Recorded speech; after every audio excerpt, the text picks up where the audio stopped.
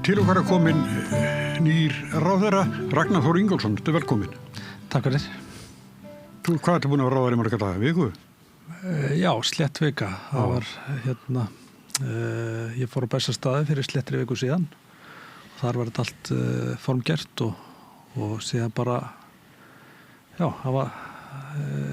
maður búin að vera að koma sér inn í starfið og hitta skrifstofur málaflokkana sem að ég fekk í hendurnar og aðeins að kynnast fólkinu og svona bara stimpla mig inn.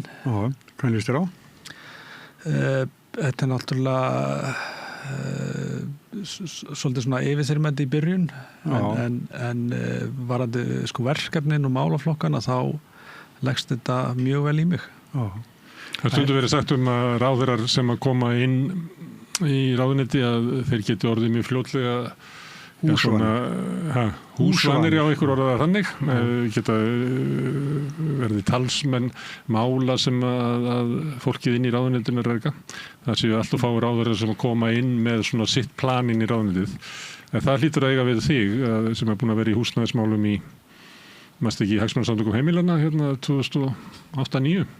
Jú, eitthvað svoleiðis. Já, það eru eitthvað 17 ár. Og byrjaði að skrifa lífeyrissjóðakerfið fyrr. Já.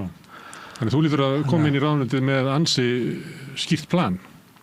Já, ég alveg með skýra sín varandi til verkefni sem að ég hyggst fara í og vinna áfram og það kannski mögulega það kannski ekki alltaf þannig að þegar ráðherra kemur inn í ráðuneyti að hann sé kannski búin að kafa svona djúpt í málaflokkana. Ég hugsa að þetta gæti átt við ef að maður hefði fengið annar ráðuneyti það sem maður þekkir kannski málaflokkana síður heldur en maður gerir í þessu tilfelli að maður þyrfti svolítið að reiða sig á stefnumörkun annara heldur en þá sín sem ég hef. Já. Og þarna er fólk sem er búin að reka inn í ráðuneytinu, búin að reka húsnæðisstefnu undanfarin ára. En þú vilt breyta henni?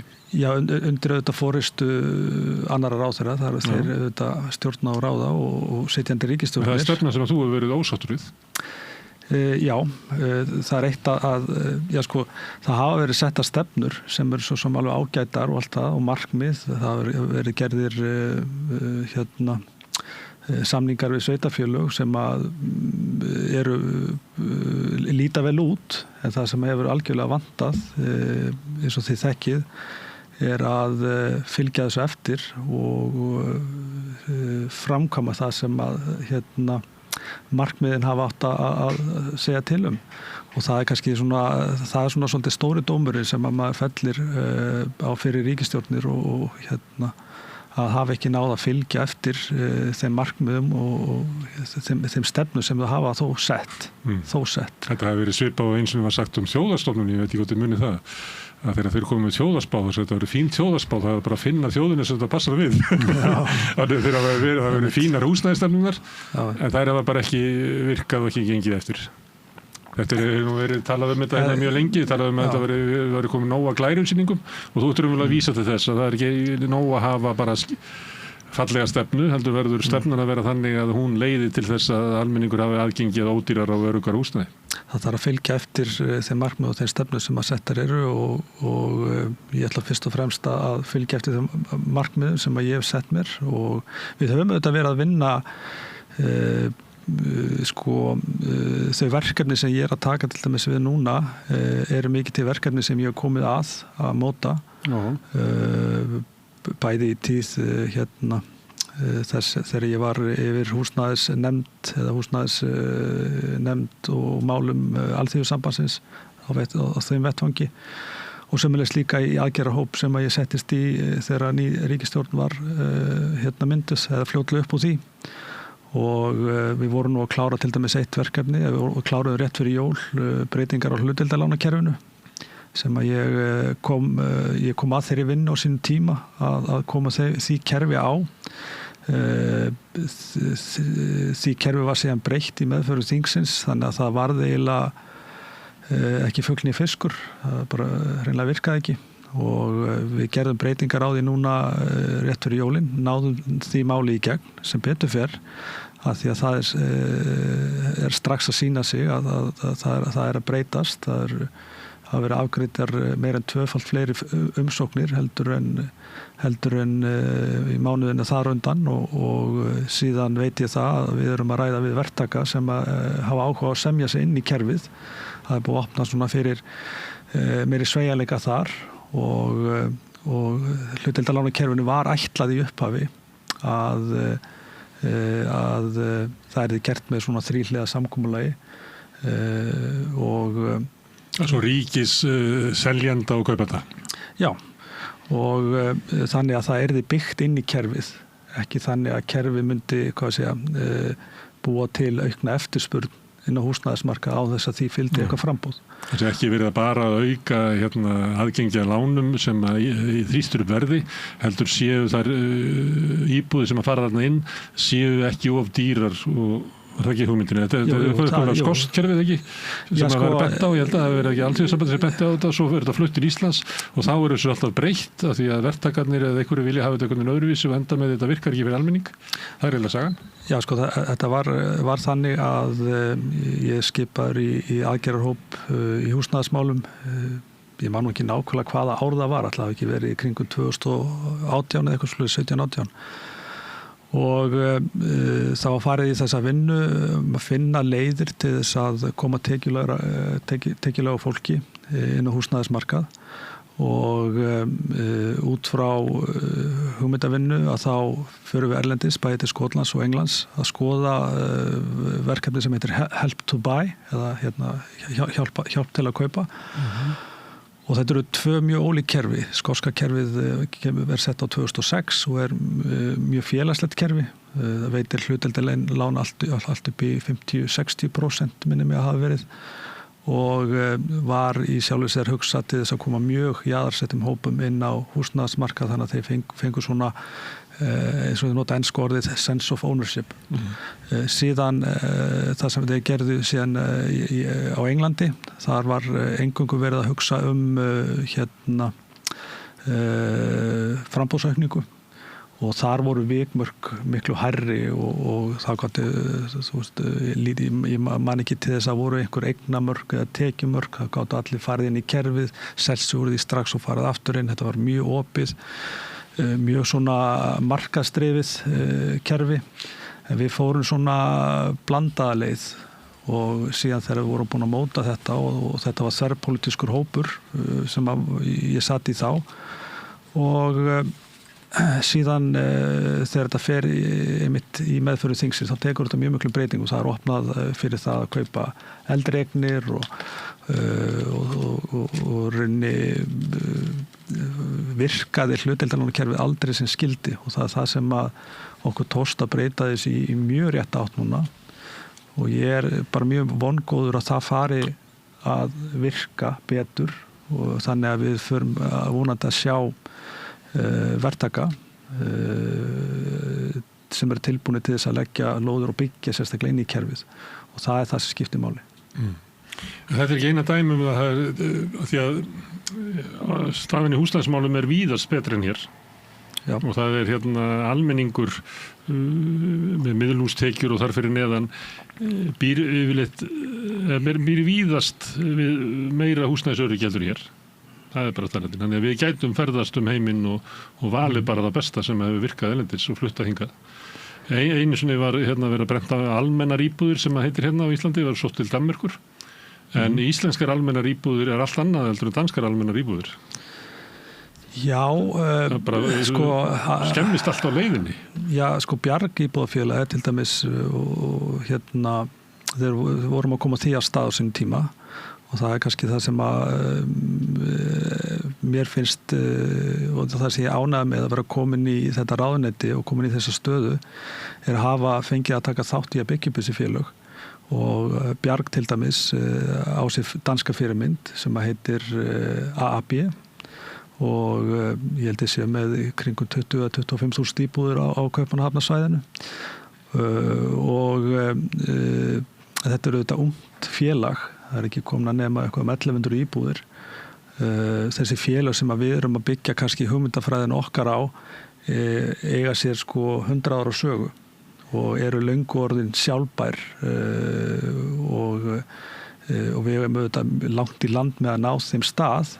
Ég hefði viljað sjá þessa uppbyggingu miklu hraðari, það sem hefur staðið eiginlega helst í þrifum, helst í vegi fyrir það að félög eins og Bjarg hafi náða að eflast betur og meira og byggja meira, er fyrst og fremst takmarkaður aðgangur á lóðum. Og ég hef nú rætt það hér í þessum þætti að þegar mest lét eða frá því að við byrjuðum á þessum tíma að byggja, að þá vorum við með þetta 200-300 íbúðir í framleiðslu á hverjum tíma. Þar síðustu áramót 24-5 voru það 60. Þannig að hjá mér er það algjört forgangsverkefni líka að tryggja lóðir fyrir félög sem er að byggja með óhagnaðardrifnum hætti.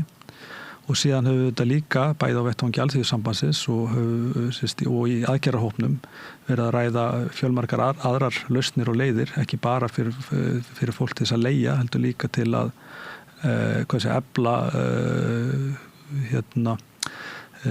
stuðning fyrir þá sem eru jaðarsettir og geta ekki keypt sig inn á markaðinn, og höfum verið að skoða félög eins og Óbós í Noregi. Við höfum verið að skoða frekari eflingu hlutdeildarlánakerfisins, þá svona með því að horfa meira til skoskuleiðurinnar og margt sem að við höfum verið að vinna að og stefndum að það yrði þá jafnvel hluti aðgerðapakka stjórnvalda. Þannig að það er margt í pípunum og margt að gerast. Skoskaleiði minnir margt á bara verkamannabústaðakerfið sem var eyðilagt hér. Já, það gerir það og við ætlum okkur að efla svona félagslegt eigna íbúðakerfi, af því að það er auðvitað bara hafa get og val til þess að geta yfir einhvern tíma eignast þak yfir höfuðið.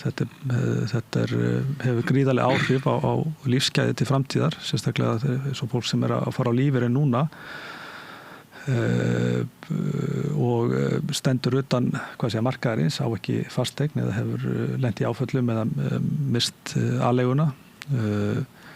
Svo er þetta svo erfið, markaðurinn bara svo erfiður að segja að fólk skilji bara á 60-aldri og eigið fé dugar ekki fyrir að báði geta keypt sér, það er kannski annar á leigumarkaði og hinn hefur náttúrulega engin eignamyndun orðin þegar þú ert komin á eftirlaunin eða þú varst að kaupa þér eitthvað 56 ára. Það var ekki búin að eignast nema bara 3% af því sem að það er bara lánin er ekkert byrjað að greiðast niður.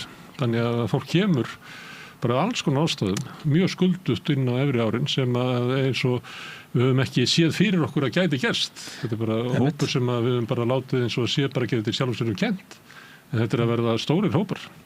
Já, og í gríðarlega þröngri stöðu og þetta er alveg rétt sem þú segir, og svo líka annað í þessu líka að það er tímasetningin.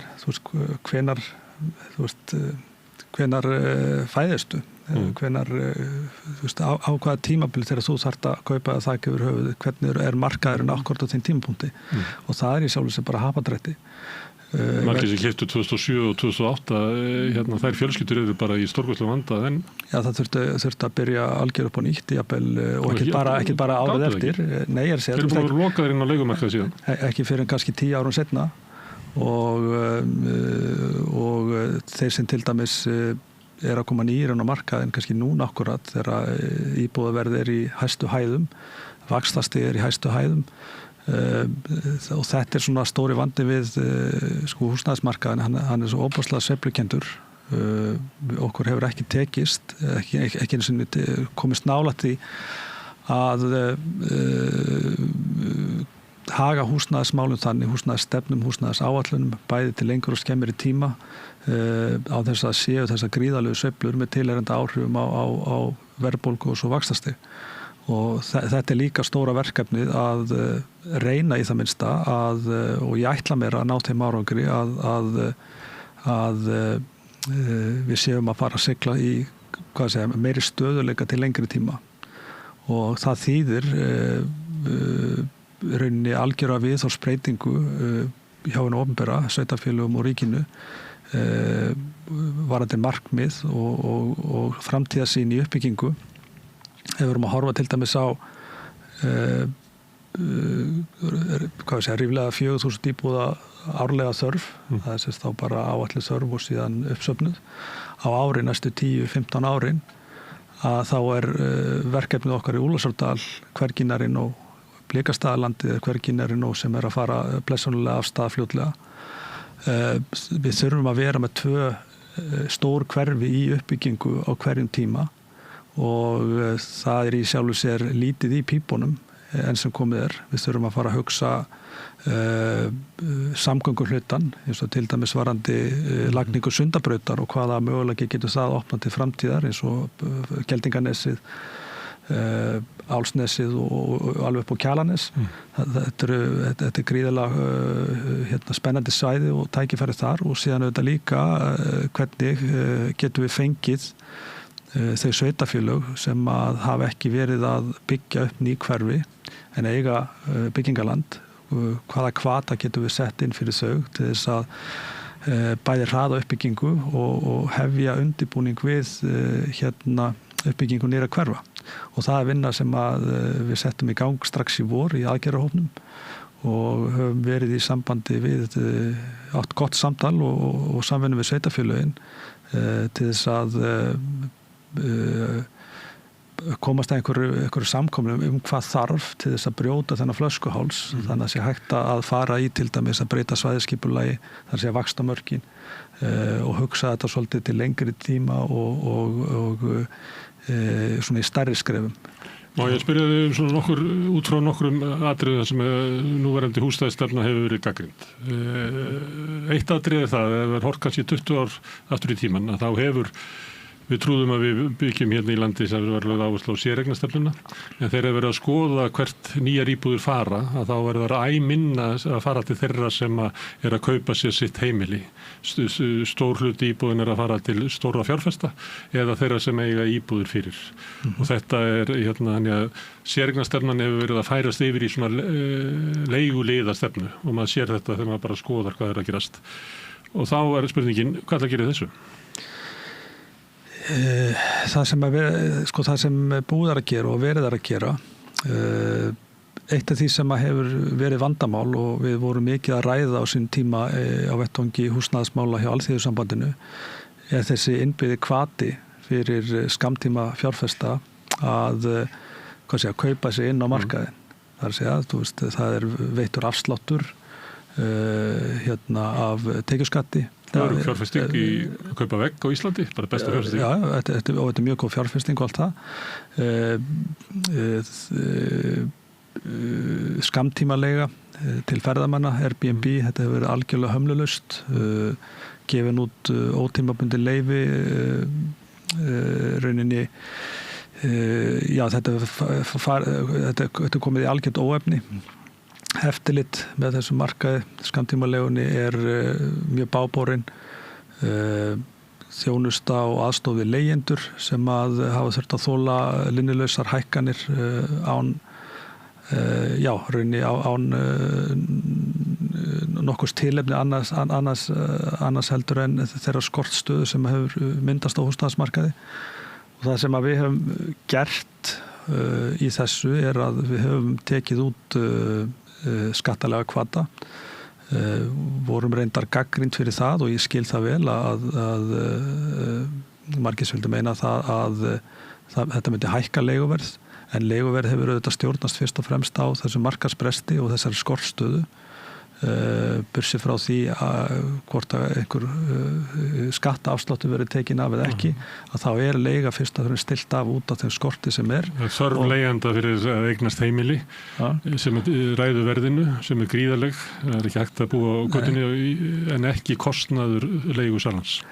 Nei, og það, svo bara ferðins hátt og mögulegt þannig að fólk selur eða borgar með hvítunur augunum til þess að komast í hús. Já, og það er það sem markaðurinn hefur gert bursi frá kostnaði og við vitum það hvort sem það eru stór leigufélög eða smærri fjárfestar að þeir hafa keyrt í sjálfu sér leiguna hún liggur bara í sársaukamörkunum. Það bara, ef að menn komast herra þá fara þeir herra. Bursið frá því hvernig vaxtastig eða fleira. Þetta ótamin markaður með öllu. Já, og þegar vextir fóru hér í 0,75% í ársbyrjun 2021 að þá lækkaði ekki leiguverð. Við veitum það þegar bankaskatturinn var lækkaður hérna 2014 að hækkaður sig. Það hafði engin áhrif á þjónustugjöld eða neitt slíkt. Við skoðum þetta mjög vel en síðan þegar bankaskatturinn var lækkaður aftur og þá var útibúin lokað, fólki var sagt upp og þjónustugjöld hækkuð og nýjum bætt við. Þannig að þetta er ekki alveg, þetta er engin lögmál. Þó svo að þú takir út einhverju ívilnun. En hvað að gera? Hvernig ætlar að tryggja það að íbúð sem komin á markaðinn fari til þeirra sem eru að kaupa heimili fyrir sig og fjölskyldu sína? Það sem við erum að gera núna, það liggur fyrir frumvarp á þinginu núna sem að vonandi verður afgreitt bara á næstu mánuðum, vonandi sem fyrst. Það eru mikla takmarkanir á skammtímalegu. Það er búið að takmarka ný leyfi. En núna verða ótímaband með þessu frumvarpi að þá mun ótímabundnir samningar verða tímabundnir með svona ákveðnu sólarlagsákvæði. Þannig að það verður þrengt töluvert að skammtímalegunni og það er bara eitt risastórt mál. Við erum búin að ná í gegnum þingið skráningaskildunni á leigusamninga sem gerur okkur kleift að fylgjast betur með markaðunum og ná utanum stöðuna sem við vitum að er hrikaleg en okkur vantar allar upplýsingar og tölfræði stærsta hluta markaðarins sem eru þessi smærri aðilar sem eiga 1, 2, 3 íbúðir eða þessi svona okkur hefur einungis tekist bara að geta okkur til giskað á hvernig þessi markaður Finnst þér ekki komið til greina, nú það þannig að fyrstu kaupendur eiga að leggja fram 15% eigið fé og þeir sem eru að kaupa aðra íbúð sína, eða þú veist, í annað sinn 20%. Finnst þér ekki komið til greina þeir sem eru að kaupa aðra 3., 4. og 5. eignina séu einfaldlega með hærri kröfur eiginfjárframlag, þannig að það kannski bara á 4. eigna þá þetta bara borgun út í hönd. Það sé... Þetta er allt til skoðunar og við erum að skoða reyna alla mögulega vinkla á þessu til þess að geta snúið við þessari þróun. Við höfum náð nokkur málum í gegnum þingið sem skipta máli. Það sem skiptir auðvitað langmestu máli núna er að tryggja auki framboð. Það sem er að gerast núna er að verktakar eru að draga saman seglin. Það má búast við uppsögnum í byggingageiranum. Þeir eru að loka byggingum bara, þeir eru að ganga frá. Þeir eru að ganga frá og það sem er mjög hættulegt við þessa stöðu er að það getur skapast mjög svipuð stað og gerast hérna eftir hrun. Þegar við mistum nánast alla iðnaðarstéttina til Danmerkur og Noregs aðala og markaðurinn var í frosti í þó nokkur ár og það tekur tíma að vinna hann upp aftur. Þess að þetta skiptir svo miklu máli að fá svona breytingar eins og í hlutdeildarlánakerfið. Við erum að fara núna, við erum búin að vera núna að kortleggja ríkiseignir og ríkislóðir. Það er að segja breyta ríkiseignum í íbúðir og sömuleiðis líka byggja á óbyggðum lóðum. Og við munum, sú vinna mun skila sig núna, vænti ég fljótlega í það minnsta hvaða verkefni við ætlum að byrja á. Þetta er eitthvað sem við getum farið í strax.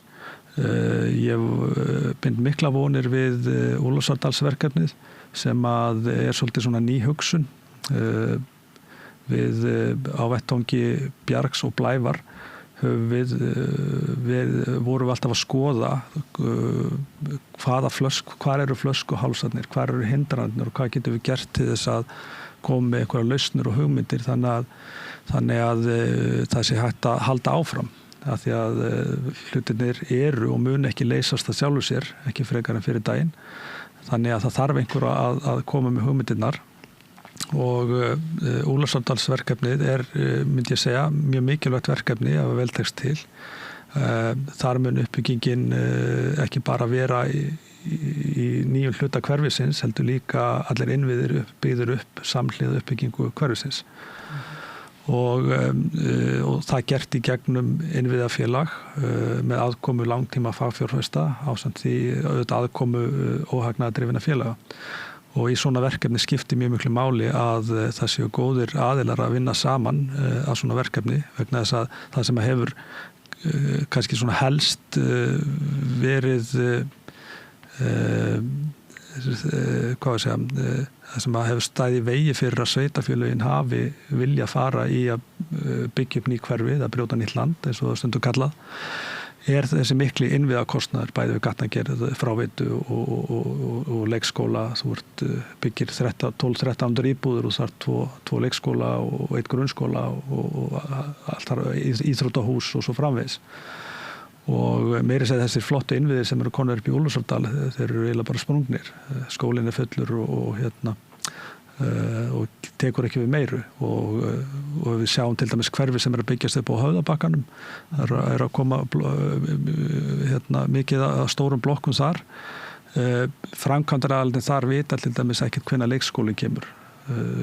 Ég veit ekki eins og hvort það sé Þú tengir þetta þannig að framkvæmdaraðilinn komi að uppbyggingu leikskólans í leiðinni.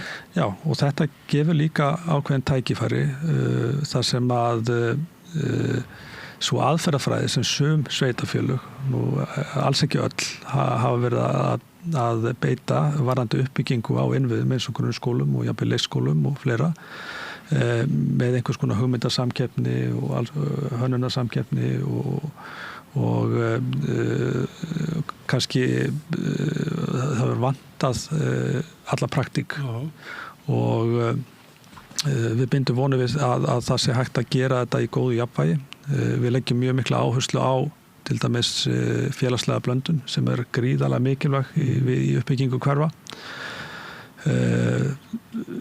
og þetta sé gert með þeim hætti eins og við höfum til þess að vera að byggja upp Bjarg og Blæ í Verkó. Nú tala ég stundum með verkalýðshattinn og stundum sem ráðherra og örugglega pínlítið eins og þingmaður stundum líka í aðgerðahópi. Þú tala bara eins og Ragnar Þór?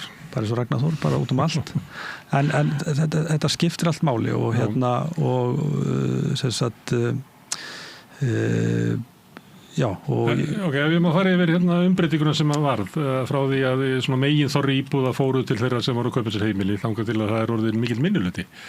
Það sem þið ætla að gera sko, fjárfestinguna í húsnæði fyrir þá sem eru að horfa á það fyrst og fremst sem sko, fjárfestingatækifæri, gera hana ókræsilegri. Mögulega takmarka aðgengið þeirra þannig að þeir séu með strangari kröfur veðhæfni og annað slíkt. Þið ætla að fjölga byggingum inn á markaðinn sem að leiði þá til þess að fleiri sem er að kaupa sér sitt eigi heimili hafi aðgengið þeim. Auka stuðning þeirra sem eru tekjulegri við það?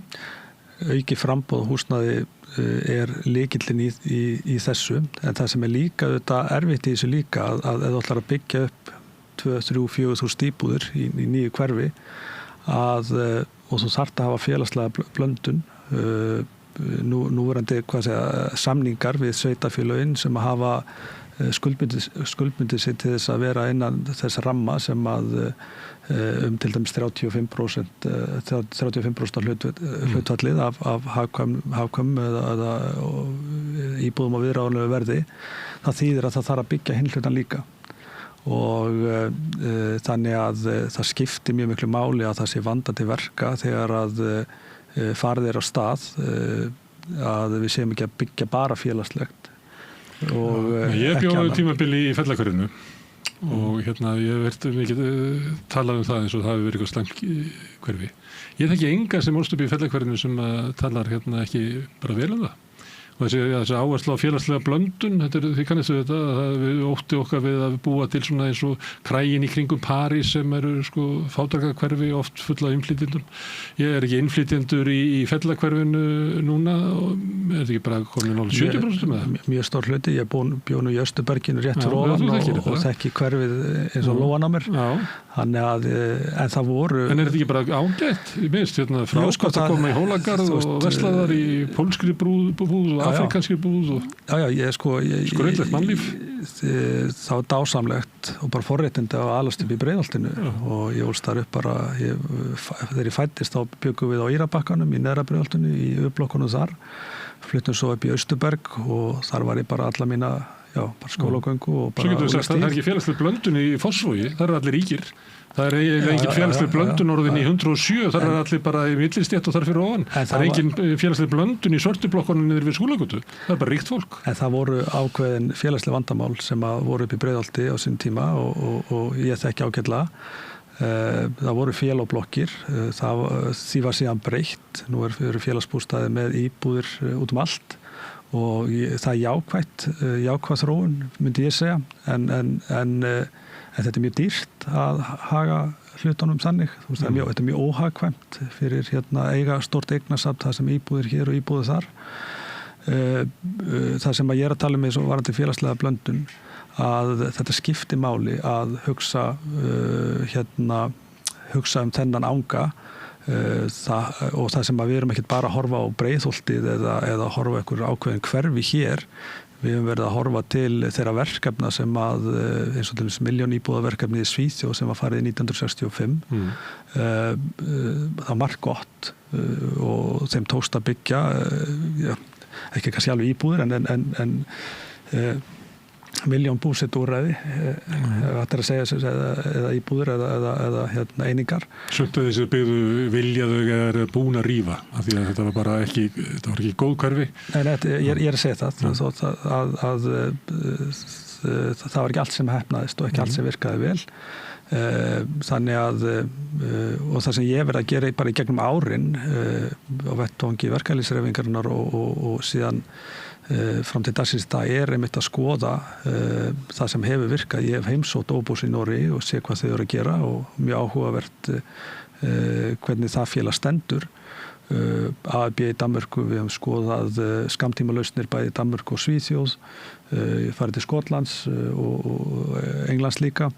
Þannig að við höfum verið, við erum með hafsjó af þekkingu til þess að takast á við þessa stöðu.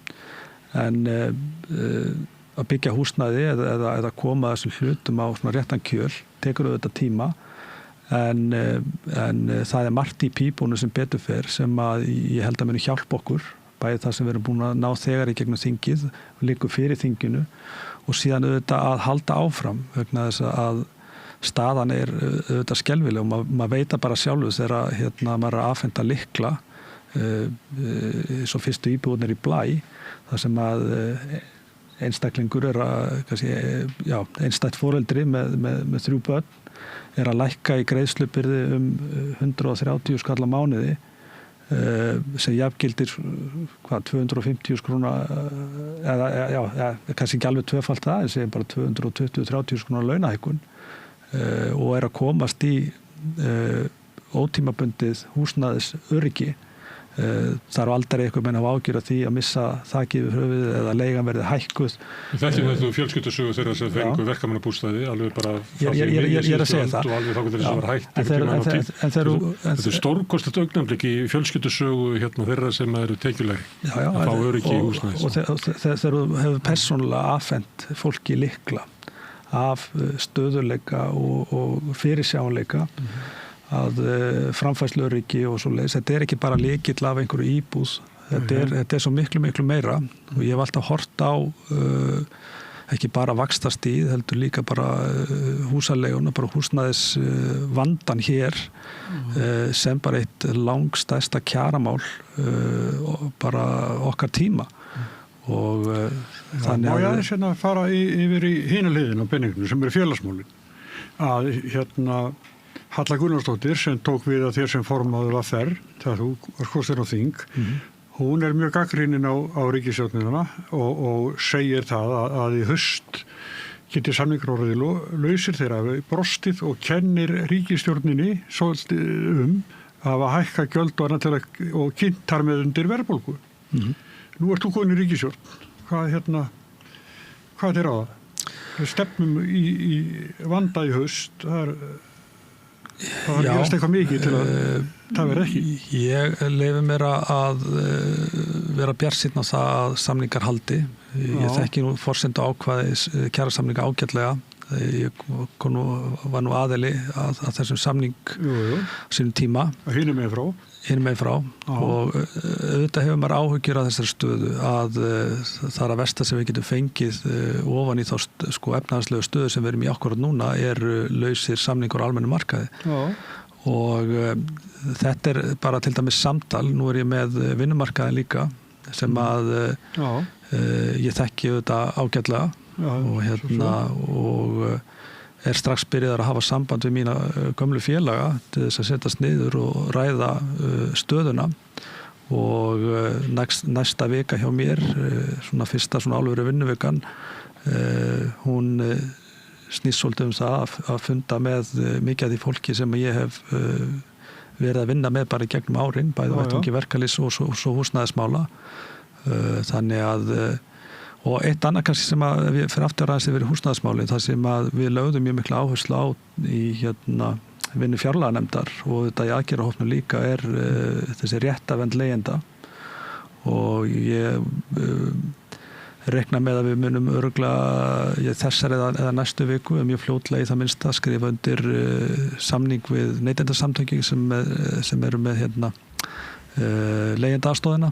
Það verður að efla hana, stórefla hana vegna þess að leigjendur geta, þeir hafa rétt, þeir eru ekki algjörlega réttlausir gagnvart til dæmis hækkunum og þeir hafa lagari rétt hér heldur en í við erum að fara svolítið langt austur og suður til þess að finna með þess en þeir eru ekki algjörlega réttlausir, það margt hægt að gera og margt sem þurft að gera betur þar þannig að það þarf að horfa alla þessa vinkla og sömulegis líka kærunefnd húsamála, við erum að efla það, við erum að bæta við stöðugildum og síðan vænti ég þess að funda með samtökum leigjenda núna í næstu viku. Ég búin að hafa samband við formannin og við ætlum að finna tími í næstu viku til þess að setjast niður og fara yfir stöðuna og hvað við getum gert til þess að vinna saman.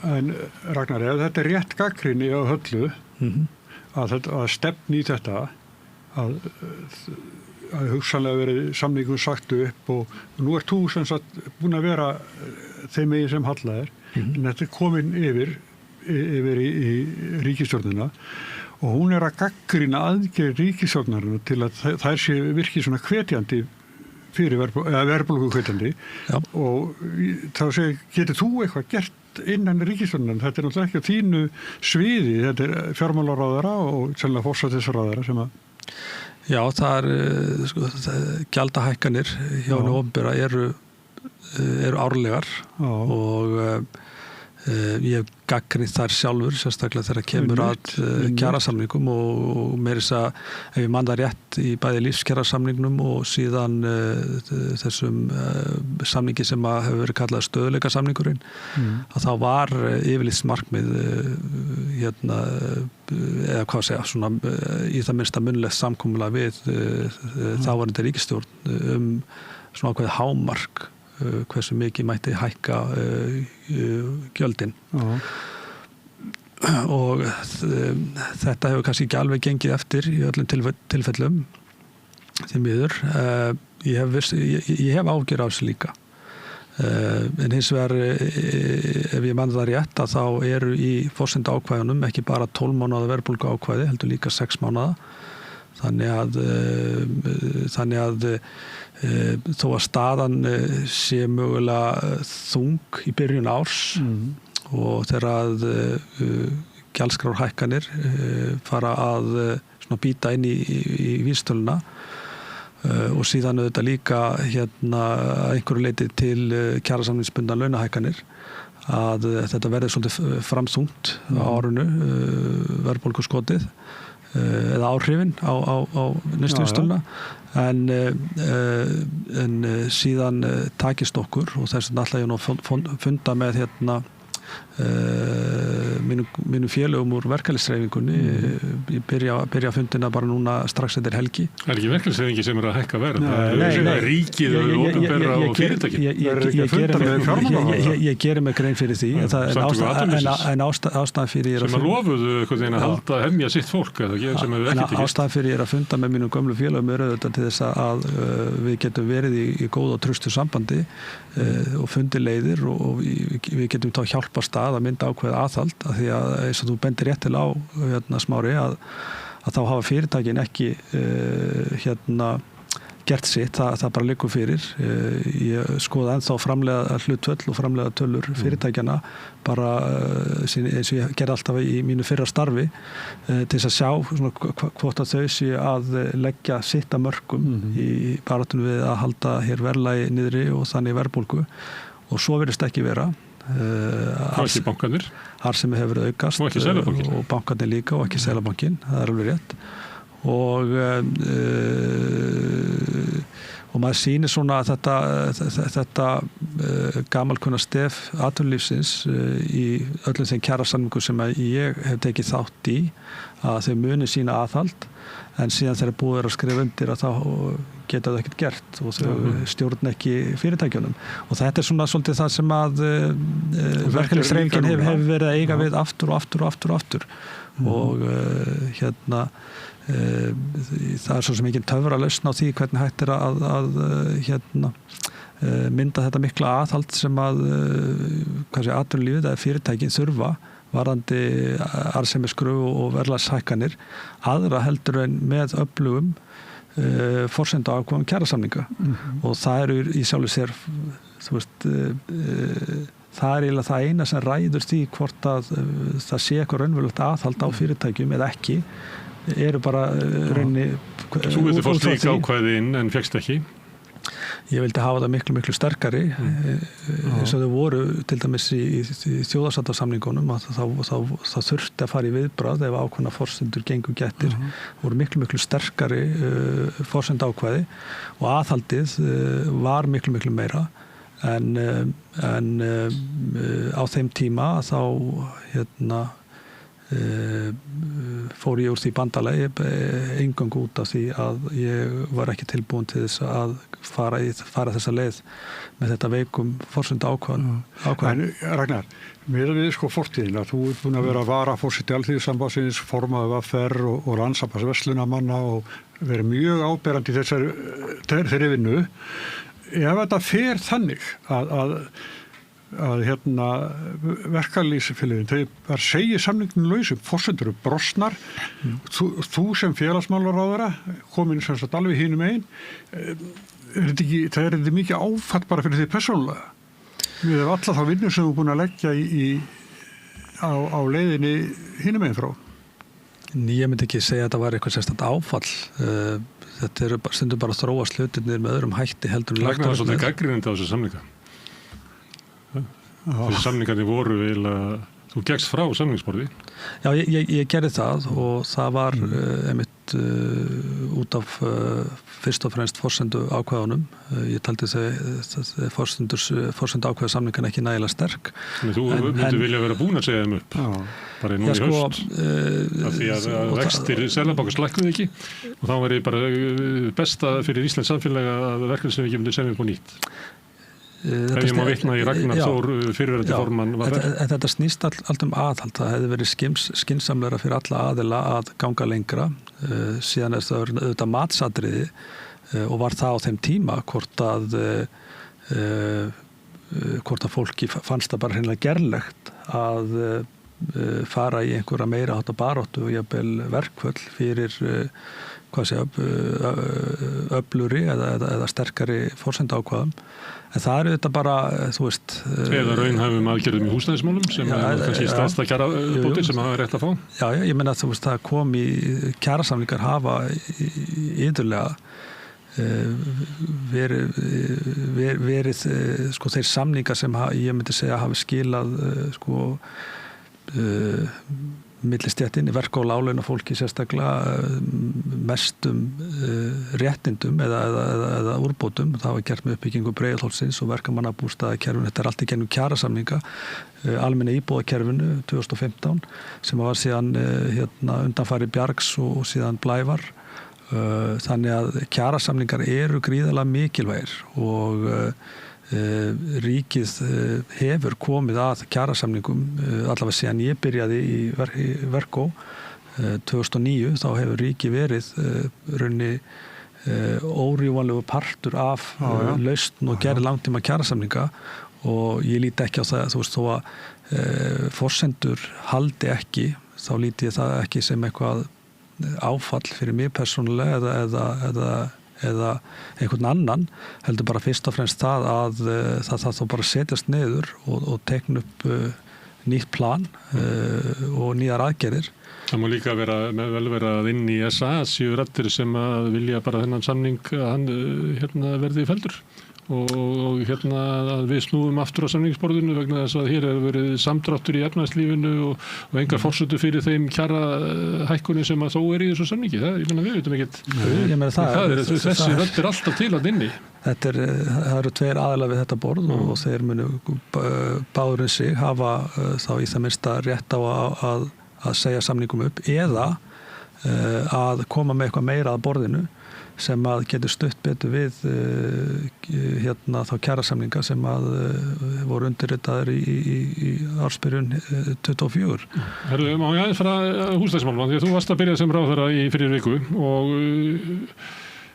ég meina ríkisstjórnin það er möguleiki að þú verðir í 3 ár. Það er búin að vera mikla sviftingar í ráðherrum Flokks fólksins, þannig að miðað við það þá verður við farin páskana. Við gerum ráð fyrir að þú horfir til næstu 3 ára býstu við.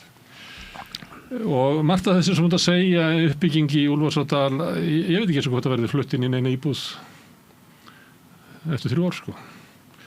Hvað til skemmri tíma, hvaða árangur telur þú vera viðunandi fyrir þig að ná á þessum 3 árum? Það sem að ég myndi telja viðunandi árangur að það er að koma þeim hverfum sem að eru í undirbúningi af stað og það eru þetta, ég sé fyrir mér að það verði möguleiki á að flýta til dæmis uppbyggingu á Keldum eða Keldalandi. Blikastaðalandið eða framkvæmdin þar er að fara í kynningu, þannig að ég vonast þess að það gangi allt sem að vel líka. Það eru fyrsti fasin allavega þar, syns mér vera 1200-1300 íbúðir sem að verður farið í að byggja. Úlfarsárdalurinn verður væntanlega auglýstur bara á allra næstu vikum að mér skilst eða samstarfsaðilar í það verkefni fylgja þeim áfram og síðan auðvitað líka eins og ég sagði áðan sem er risastórt mál að það er að ná einhvers konar ná samkomulagi við sveitarfélögin einhvers konar ívilnun eða meðgjöf varðandi innviðauppbyggingu nýra hverfa. Þetta eru svona stóru málin.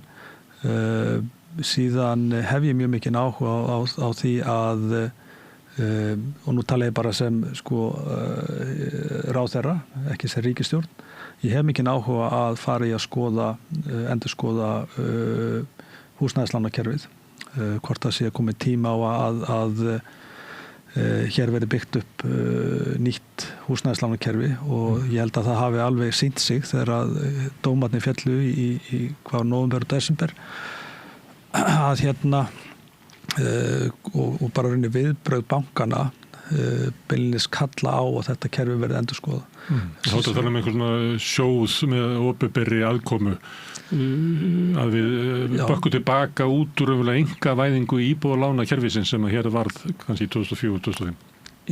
Með hvernig viðbrögð bankana voru við þessum dómum sem að þá tel ég það alveg ljóst að við getum ekki unnað við þetta fyrirkomulag. Engan veginn og það þarf að fara og það þarf að skoða fleiri leiðir. Það er allavega mín skoðun, þetta er ekki kannski beinstefna ríkisstjórnar en ég mun sannarlega beita mig fyrir því. Og síðan þessar skammtíma aðgerðir sem að og það er gríðarlega mikilvægt að við höldum dampi í uppbyggingu þó svo að íbúðir sem að eru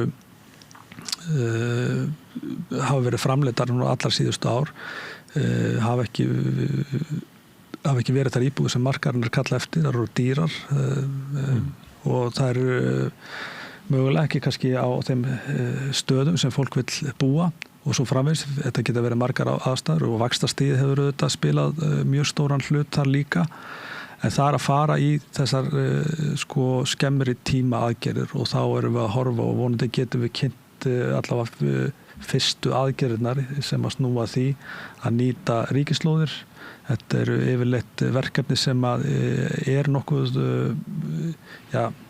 ég segi ekki einfalt alveg, það er ekkert einfalt þegar kemur uppbygging og húsnæðismarkaði, ekkert einfalt, en við höfum verið í mjög góða samtali við Reykjavíkurborg og eigum eftir að taka samtal líka við önnur sveitarfélög þar sem ríkið á byggingaland að hraða öllum ferlum og koma þeim verkefnum áfram og sömulegis líka að breyta ríkisegnum í íbúðir sem að var eitt af stefnumálum ríkisstjórnarinnar og það er líka spennandi að sjá hvernig okkur gengur að vinna það áfram.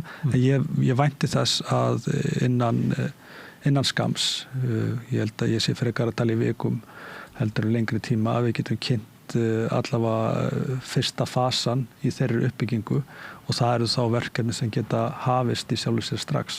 Nú, þú verið að gagnrýna húsnæðiskerfið svolítið lengi í mörg ár með Ástölu og þú nefndir áðan formann Neytendasamtakanna Guðmund Rafn. Þið hefur svolítið verið stundum bara mótmannafundum af því að þið hefði ekki verið eiginlega setið við borðið. Ertu með stuðning til þess að breyta kerfinu inn í ríkisstjórn? Ertu þá vísað til húsnæðiskerfinu eða... Ertu með stuðningin í ríkisstjórn til þess að breyta húsnæðiskerfinu sem að sannarlega, held að við sem allir saman á það, að hefur ekki hingað til að vera að þjóna almenningi eða skaffa almenningi ódýrt og örugt húsnæði?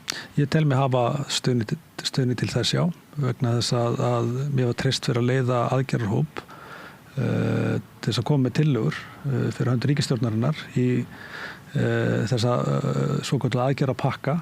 Það er búið að kynna aðgerðapakka 1 og sá pakki og þau mál sem að þar voru undir eru í vinnslu og einhver af þeim hafa nú þegar komið fram og verið leyst og við erum búin að vera að vinna og þetta er auðvitað mjög jákvætt fyrir mig að koma inn í ráðuneytið með eiginlega svona, ég segi ekki eigin vinnu en vinnu okkar sem að vorum í þessum aðgerðum og þar voru starfsmenn ráðuneytisins, starfsmenn undirstofnana sem að heyrundi mitt ráðuneyti eins og HMS sem að voru í þessari vinnu. Þannig að ég er ekki alveg að koma að sko tómu borði og ég veit það og ég þykist vita það að ég hafi góðan stuðning ríkisstjórnarinnar í að ná árangur í þessum málaflokki og ég er auðvitað bara mjög þakklátur fyrir að njóta þess traust að fá að leiða þetta ráðuneyti og sérstaklega þessa málaflokka því að þau held ég viti nú alveg hvar ég stend þegar kemur að húsnæðismálum, vinnumarkaðum og fleiri málum sem að heyra þar undir. Men við sendum þau bara alla góða kveðjur og vonandi tekstir að ná miklum árangri á þessum 3 árum því að þetta er það sem helst hefur grafið undan lífskjörum á Íslandi er ónýtur húsnæðismarkaður. Ég held að séu allir saman á það. Bara hefur ekki nást neinn samstaða að gera neina raunhæfar aðgerðir til þess. Þú ert með plön og vonandi nærðu þeim í gegn. Já, ég er líka bjartsýnn. Þú veist, ég get ekki beðið eftir að mæta í vinnun á morgun. Þú veist, ég er ekki kvíðinn yfir því að þurfa að fara að standa af einhver stór orð eða eitthvað slíkt. Ég er bara fyrst og fremst bara fullur tilhlökkunar að ráðast í verkefnið og koma því áfram og gera það líka með sko fólki sem að þekki best til og er tilbúið til að taka slaginn með mér og ég er sannfærður við náum góðum og miklum árangri. Við nú kannski ekki alla sigra en ég ætla mér að ná árangri í þessu og er mjög innstiltur og fókuseraður á það. Þegar vekjaraklukkan hringir í morgun að þá heyrist Jippi úr Selfjörginu þér. Nýr dagur. Ég reyndar ekki með vekjaraklukku, ég bara segi þetta bara sjálfur. Takk fyrir að koma hingað og gangið vel. Takk fyrir að hingið með þetta hlutverk sem er stórt. Já, takk fyrir að bjóða mér. En við ætlum að gera örstuð hlé og svo ætlum við bræður að slútta þættinum.